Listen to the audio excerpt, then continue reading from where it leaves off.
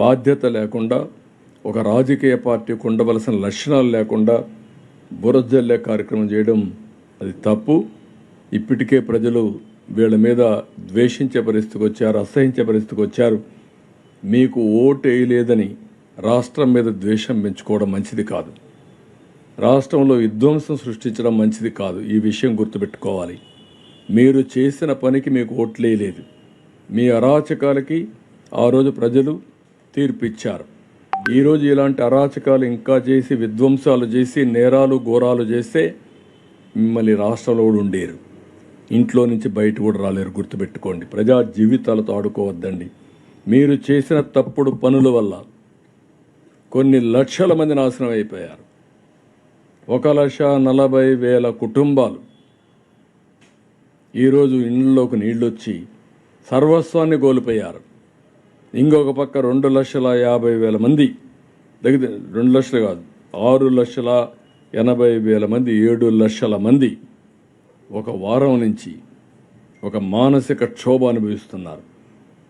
ఇంట్లో నుంచి బయట రాలేరు, నీళ్లు లేవు, కరెంటు లేదు, ఇంకొక పక్క అన్ని ఇబ్బందులు, తినడానికి తిండి లేదు, పిల్లలకు మంచినీళ్ళు కూడా ఇవ్వలేకపోతున్నారు. అంటే ఎక్కడే పోతున్నాం ఇవన్నీ? నేను చాలా స్టోరీస్ చెప్పాను. కనీసం మానవతా దృక్పథం మీకు ఉండుంటే, నన్ను ఒక ఆయన అడిగాడు, మా పిల్లలకు మంచినీళ్ళు ఇవ్వలేకపోతున్నాను, ఆ మంచినీళ్ళు ఇప్పించమని అడిగాడు. నేను చాలా బాధపడ్డా. ఒక కన్న తండ్రి ఆవేదన, 3 రోజులుగా పిల్లలకు మంచినీళ్ళు ఇవ్వలేకపోవడం.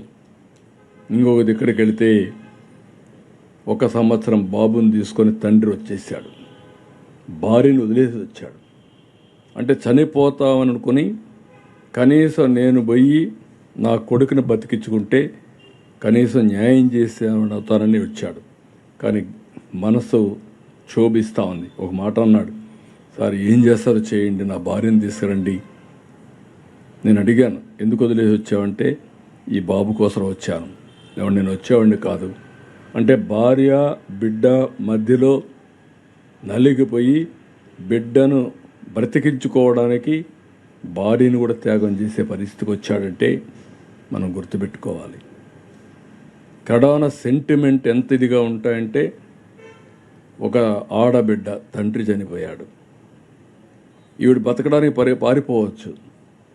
ఆవిడ ఏడుస్తూ అక్కడనే కూర్చొని, నా తండ్రి శవాన్ని పోస్టుమార్టం పంపించండి, అంత్యక్రియలు చేసే అవకాశం నాకు కనిపించండి అని ఏడ్చే పరిస్థితి వచ్చింది.